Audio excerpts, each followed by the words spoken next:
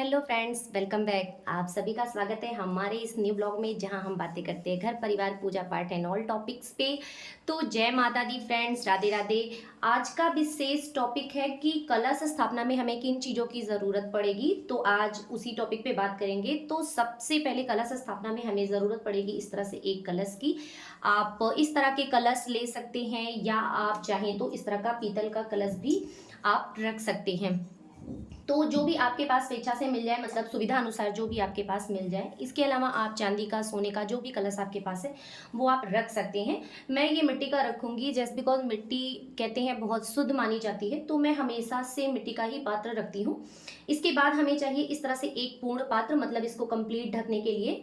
तो इस तरह से एक पात्र चाहिए, उसमें मतलब ये उसके बाद हमें चाहिए ये चावल, खड़े चावल, साबुत चावल, जो कि मैंने आपको पूजा की सारी लिस्ट में बताया था कि इस तरह की साबुत चावल चाहिए, मतलब इस पूर्ण पात को पूरा भरने के लिए। देखिए, मैं भर के इसलिए नहीं दिखा रही हूँ क्योंकि ये सारी चीज़ें मैं पूजा में यूज करूंगी। तो आज तो पूजा है नहीं, तो मैं कोई भी चीज़ें ना बहुत पहले से करके नहीं रखती हूँ। तो ये जस्ट मेरी पूजा की जब सारी तैयारियाँ शुरू होंगी तो ही मैं करूँगी। तो मैं सिर्फ एक आपको अपना रैंडम एक सामान की जो है दिखा रही हूँ कि हाँ, मैं किस तरह से कौन सा सामान लेकर आई हूँ। इससे आपको भी एक हेल्प हो जाएगी कि हाँ, कोई भी सामान अगर आप छूट गया होगा, भूल गया होगा, तो वो भी मिल जाएगा। तो इस तरह से एक पूर्ण पात्र चाहिए, और इसके ऊपर ये मतलब इसके ऊपर ये रखने के लिए पूर्ण पात्र चाहिए। इसके बाद इसे इसके ऊपर हम लोग गोबर से जो है एक लेयर बनाते हैं। उसमें ये इस प्रकार की जौ बोई जाती है हम लोग के यहाँ। तो आप लोग भी बो सकते हैं, मतलब ये जब अंकुरित होता है तो कहते हैं बहुत ही शुभ माना जाता है।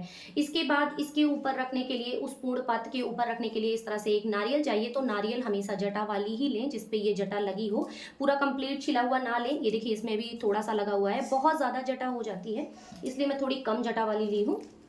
जस्ट बिकॉज मेरे मंदिर का स्पेस बहुत ज़्यादा नहीं है तो दिक्कत हो जाएगी, इसलिए मैं इन सब चीज़ों का विशेष ध्यान रख के थोड़ा सा कोशिश कर रही हूँ। और उसके बाद कलावा और ये चुन्नी, मतलब आप इस पे चुन्नी लपेट सकते हैं। यदि आप चुन्नी नहीं लपेटना चाहते तो आप कलावा लपेट सकते हैं। सिर्फ नारियल ऐसे खाली सादा सादा ना रखें, मतलब उस पर ये ध्यान रखें कि कुछ ना कुछ लपेट कर रखें। इसके बाद बात कर लेते हैं कलश में डालने के लिए, मतलब हमें कलश के पात्र में क्या क्या डालना है। तो सबसे पहले चाहिए गंगा जल, जो कि सबसे शुद्ध, मतलब इसको तो जरूर चाहिए ही चाहिए। तो गंगा जल के बाद चाहिए शुद्ध जल, जो कि पूरा कंठ तक यहाँ तक भरा जाएगा, पूरा कंप्लीट। इसके बाद इसमें जाएगी खड़ी हल्दी। इस तरह से आप 5-7 जितनी भी गांठें आप डालना चाहे डाल सकते हैं। और जाएगा कमलगट्टे। आप ये सारी चीज़ें नोट भी करके रख ले, तो इससे आपको भी आसानी होगी बाद में करने में। और ऐसे 1 रुपये या 2 रुपये का कॉइन जाएगा, मतलब सिक्का जाएगा। और लौंग इलायची जाएगी। इसके बाद इत्र जाएगा। बहुत से लोग इसमें दूध और फूल वगैरह भी डाल देते हैं, तो मैं दूध और फूल इसलिए सजेस्ट नहीं करूंगी क्योंकि देखिए, उसे 10 दिन तक रखना है आपको कलश को। तो 10 दिन तक ना वो दूध थोड़ी सी महक आ जाएगी, उसमें अच्छी महक नहीं रहेगी, वो कहीं ना कहीं आपको प्रॉब्लम क्रिएट करेगी।